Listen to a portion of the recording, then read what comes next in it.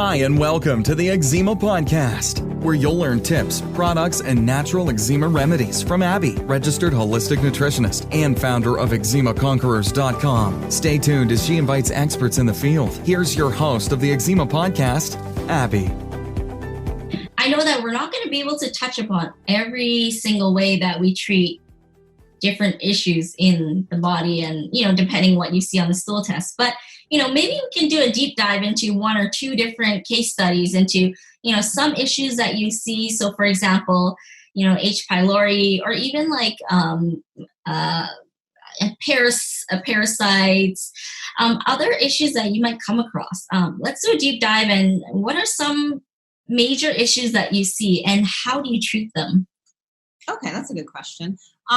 So let's take, for example, I have a number of kiddos right now. So pretty little ones, under 5 years old, let's say. So I'm thinking of, one in particular in my head. So she's about 3, did the stool test, and she's got, covered in eczema. It's weepy, it's, on her face and scabby. She's very, very uncomfortable, as you can imagine. So stool test, we had high H. pylori, we had high C. diff, we had all kinds of bacterial overgrowths of the stuff that's supposed to be in there. And then we also there was no yeast in this one, but we did have a parasite as well. She also had problems with, I was just looking at this one this morning, which is why I'm thinking this. She has problems with digestion absorption, so her digestive enzymes are low, so she's not digesting and absorbing nutrients from the food she eats. She's on a very restricted diet. Mom's had her on a very restrictive diet for most of her life because, everything is flaring, yet the diet is not helping. So the way that we construct the protocol. So we're talking about, and I'm sure a lot of folks who are listening have heard of a 5R protocol. So where we remove, so what we're looking at doing is removing things that are not supposed to be there. So like the H. pylori, the C. diff, the parasite, and getting rid of some of that bacterial overgrowth. So we replace digestive factors. And so for her, we needed a digestive enzyme. So we added that. And then also I was recommending, and I'm working with Mom to try and find a suitable option because there are also some high level food sensitivities. And so we are, trying to mitigate that as well. So the enzyme, as well as something to help with digestion in terms of stomach acid. So that's where we replace digestive factors. And when we're replacing something for stomach acid, like in adults, we can take like an HCl, capsule or, something like that for stomach acid. In little ones, there are non-alcoholic digestive bitters. We can do things like add a teaspoon or 2 of apple cider vinegar to some water, drink that right before a meal. So remove, replace, re-inoculate. We need to get good stuff back in. So this is where we look at probiotics. Probiotics is a whole nother topic, but I'll just mention this one. Yeah, that's a huge topic. Especially when we're dealing with skin rashes, I always go spore-based probiotics because and this little one is a perfect example. Like we have overgrowth of gut bugs. So if we're adding in more bacteria, which is what probiotics typically are, we don't necessarily want to add in more when we already have an overgrowth. Also, when we're dealing with allergic conditions like eczema, we often have problems with excess histamine. So that histamine is what triggers the immune system when it's having an allergic response, releases histamine, and that makes us itchy, eyes watery, those allergy type symptoms. And so a lot of probiotics, so gut bugs actually produce histamine. So often in people that have histamine sensitivity, that's also a sign to look at the gut because gut bugs are producing excess.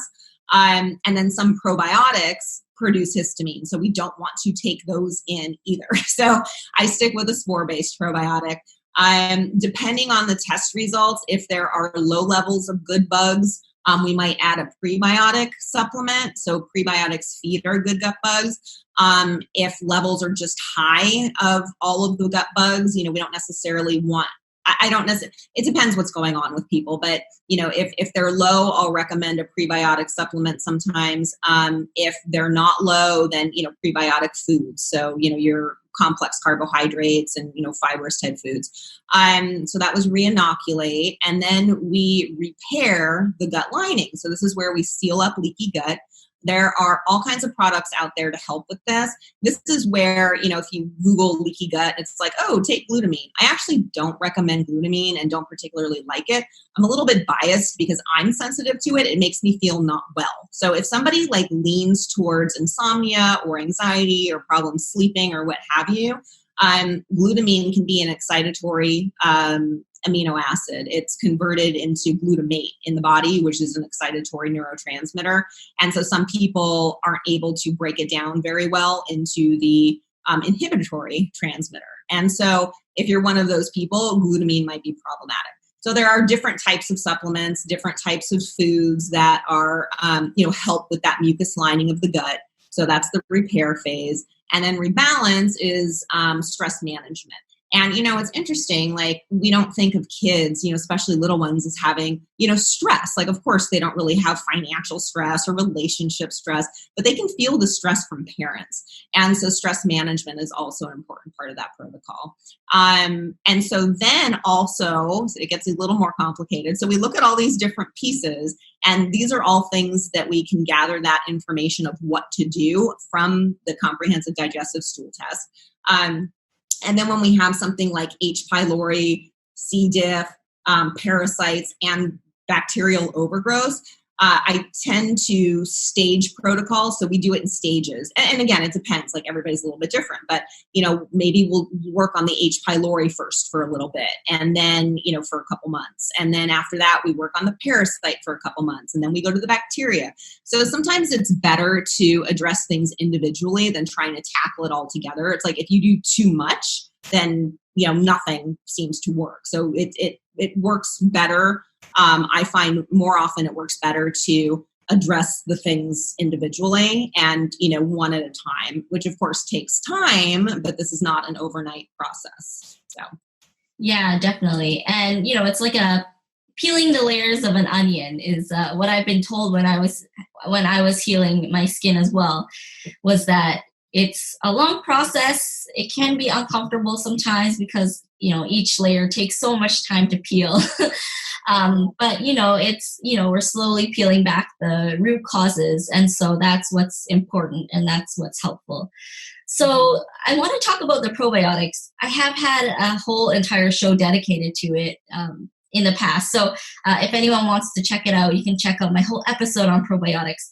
But I like how you mentioned the spore-based probiotics. And I personally am using the Megaspore at the moment. So is that the one? And then how do you get the little kids to eat it for that one? Because I think a lot of parents will ask that question. Yeah, that's the one. I use it myself as well.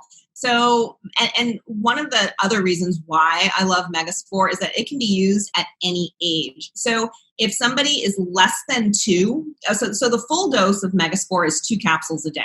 If you are age 2 and up, you can take 2 capsules. Under age 2, you can get up to 1 capsule. And for dosing, because it's a potent probiotic, I don't know if you had symptoms when you started taking it. I did. I got a little die-off when I started taking it. But so what I recommend to people is, week 1, and you can start really slow. So week 1, you can open the capsules. You can put it in breast milk. If mom is breastfeeding, she can put some on her nipple, and let baby, breastfeed that way. But even adults. So start it a quarter of a capsule a day. And you can take this without food. It's a flavorless powder. You open the capsule, save the rest of it for later. So week 1, quarter of a capsule every day. Week 2, half a capsule every day. Week 3, you can go up to 1 capsule a day. And then, stay there if less than 2 years old. If older than 2, then, the next week you do a capsule and a half. And then the week after that, 2 capsules and then maintain. And, if anybody is having, those die-off symptoms, which typically it's you might notice sort of cold, flu, mild, but sort of a little bit achy, little gastrointestinal stuff. If that happens, it typically happens about on day 2 to 3 when you start taking something, and it should go away within another couple days. If it doesn't, then something else is happening. So, talk to your practitioner. But if somebody's really uncomfortable, and I rarely have people have problems when they titrate it up that slowly, but it has happened. Some people are really sensitive, in which case you can actually go to, quarter of a capsule every other day. So you can go more slowly with it too. Thanks for sharing that. Do you have any tips and tricks to get, I guess, kids to actually take it? Like, for example, do you get your moms to put it or hide it in water or some sort of fresh juice? Yeah, one of the things that I recommend to most of my clients, even the little ones, is a smoothie. It's a great way to get in all sorts of nutrients and supplements, because a lot of these supplements, especially for the little ones, we do have powdered options. And so we can put them in a smoothie, give them to baby that way. And then I have a bunch of other tips and tricks, like, one of my favorites, and this is working really well there's a little kiddo I'm thinking of in particular. She's been doing the smoothie for this poor thing. She's like 7, and I mean, come on, a kid every day doing the same thing. So she got fed up with the smoothie early on. So mom and I had been working on all these strategies. So we're like chia seed pudding. You can mix the powdered supplements and things in there, including the Megaspore. Applesauce, coconut yogurt, coconut kefir. I do a chocolate pudding. So mash an avocado. This, of course, like if you have histamine problems, this might be an issue, but if you don't, avocado, mash it up with, a bunch of cocoa powder. And then like honey or maple syrup to taste. It literally tastes like chocolate pudding. I've used it to frost a cake and nobody knows the difference. That's amazing. I made it before, and I was just looking at a recipe to make, I think avocado mousse or something, or pudding, a chocolate pudding and chocolate mousse, basically what you said. And yeah, I was looking forward to making that. But I've had to hide probiotics in my son's, just like in different places as well, just so that my son would eat it. The only way he'll eat it is if he doesn't know it's in there. And it's so funny because some kids just know, even though this stuff, it's like flavorless, there's no texture. Some kids know that there's something different going on with whatever they're being served. So, it's for the most part, I've found that, most parents are able to figure out how to get the stuff in somehow. And, things with the smoothie, it's like if you do make a smoothie, you can freeze it so it becomes more like an ice cream. I've had parents make it into little ice cubes and, and little popsicles and do it that way with the kids. So yeah, there are lots of different ways to get that done. That's great. Because for me, like another struggle that I've had is actually the omega-3. Oh, that's also the multivitamin. I finally figured out a way to give all of them to him where he won't, he doesn't know he's having it, but it's hidden. But with multivitamin, pardon?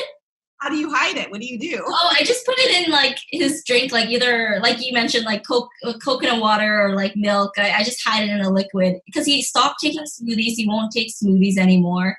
Unfortunately, he used to like them.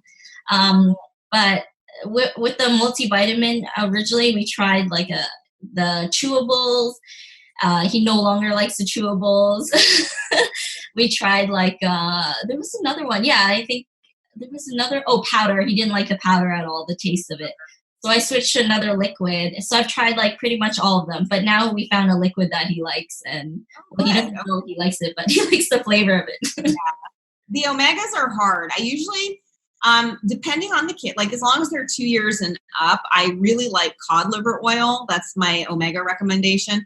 And I like it because it's got vitamin D in it, which is super important for skin health. And it also has the active form of vitamin A in it, which a lot of vitamins don't have. And vitamin A is really important for skin health as well. You have to be careful with that because of liver function. So yeah, so that's one thing, like, don't start supplementing your little one with vitamin A. Talk to a professional about that first. It could be problematic. So I really like the cod liver oil. And they have it in different flavors, but yeah, some of those are a little bit tougher for kids for sure. It can be a little tricky.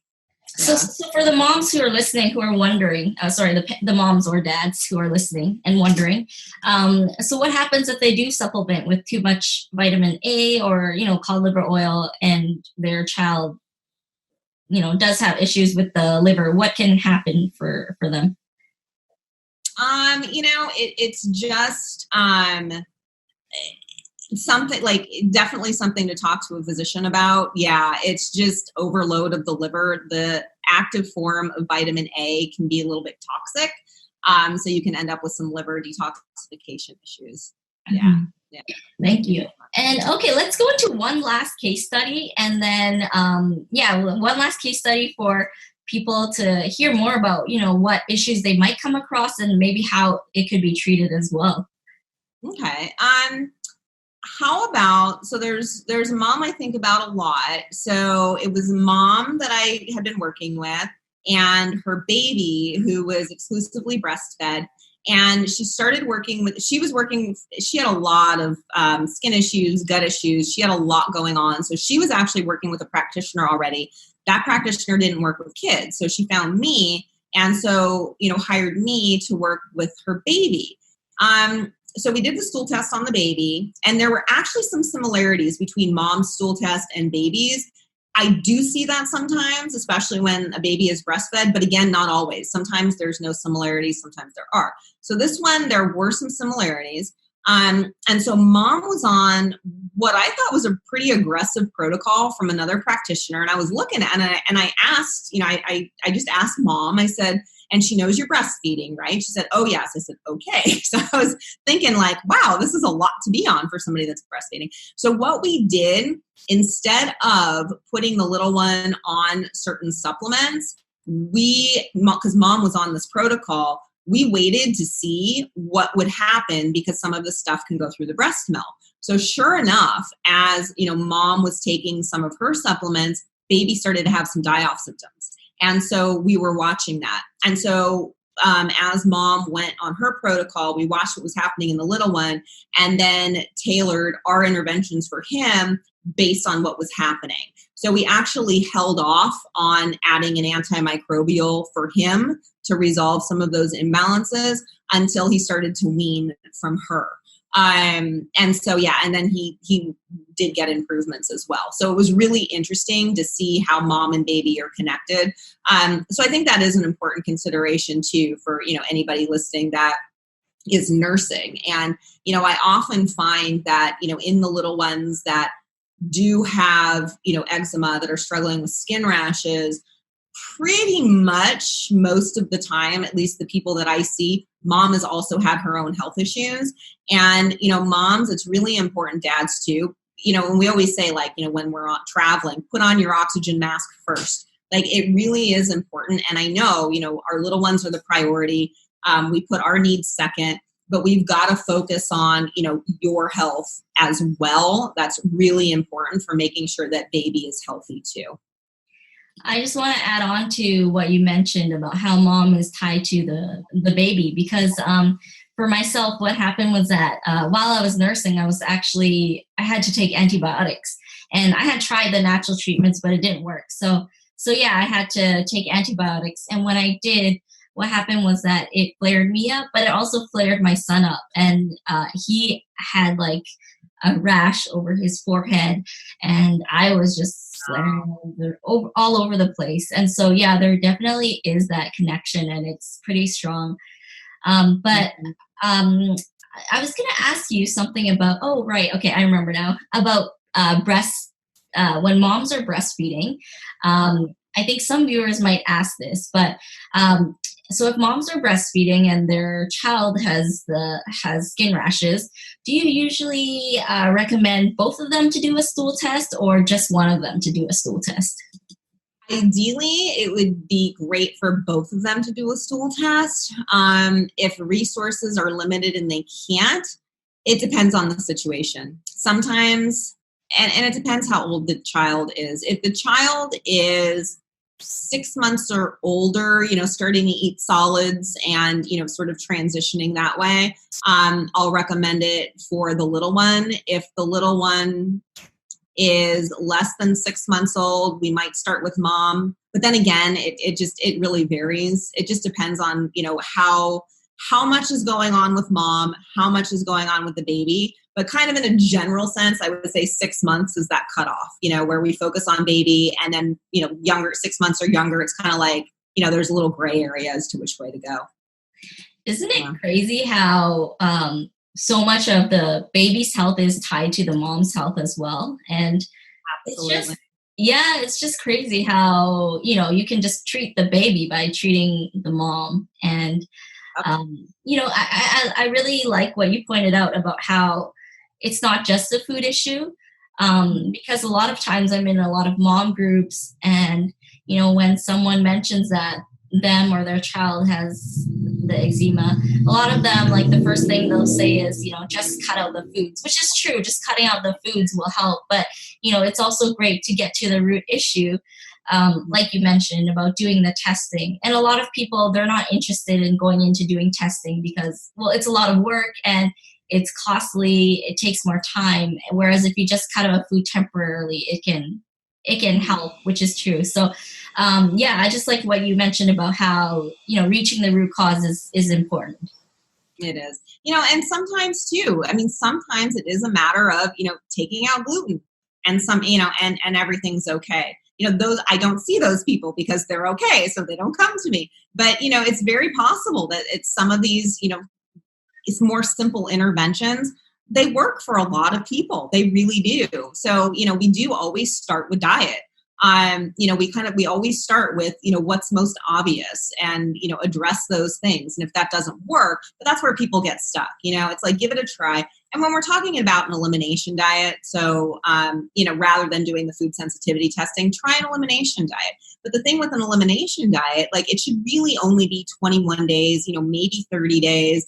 And then you reintroduce those foods one at a time to see if they cause reactions. And if they do, okay, then you keep that food out. So you can take that route. But, if you're on this diet, longer, you should get results in that amount of time. And if you don't, it's not the problem. Food is not the problem. Yeah. So like beyond, 3 to 4 weeks, stop the elimination diet and, dig deeper. It's time to dig deeper. Yeah, I think that's so true. And I'm glad you mentioned that as well. Mm-hmm. So what about moms who are pregnant? Maybe they're pregnant again and they have a child as well. So what if they are interested in, helping their health get better? Do you also recommend doing the stool test for them if they have a baby, or is it because they can't do much when they can't really do anything? Absolutely. You can do the stool test at any time. You can do a stool test during pregnancy. The protocol will be very different. There are a lot of supplements that you can use while nursing, but pregnancy is a different story. So, during pregnancy, it is more food-based. We can do antimicrobial foods. We can do gut healing foods. We can focus more on diet to kind of, get over that hump until a baby is born. But the interesting thing too is that, eczema in, a lot of circles, we consider it autoimmunity, an autoimmune condition. And so sometimes, during pregnancy, it changes the way the immune system works. So a lot of moms, whatever autoimmune condition they may have goes into remission during pregnancy. So a lot of moms get better and don't worry about it. That was me. Did you go into remission during pregnancy? Well, I was doing pretty good. My skin was healing a lot during pregnancy. That's interesting. Yeah. So I think a lot of moms experience that as well. But we can absolutely do stool test and then, do a food-based approach, lifestyle-based approach to work the symptoms during pregnancy. Mm-hmm. That's so great. Thank you for sharing that. Do you have any last words or pieces of advice for anyone going through this who might be having a hard time? Well, number one, I think a lot of parents that I talk to, I hear it in their voices. I see it in their faces. It's the guilt. And some don't come right out and say, I feel guilty. This is my fault. But you can just tell because they go through, some of the first things that people say to me when we get on the phone to do a consult, it's like, she was born C-section. They gave me antibiotics, during the procedure, and then I couldn't breastfeed. So it was formula, and so what I like to tell parents, and this is what I see in my practice. So yes, I have seen C-section babies that have been exposed to antibiotics or taken them themselves that, didn't breastfeed, that have been exposed to mold, you name it. And yes, they have eczema. But you know what?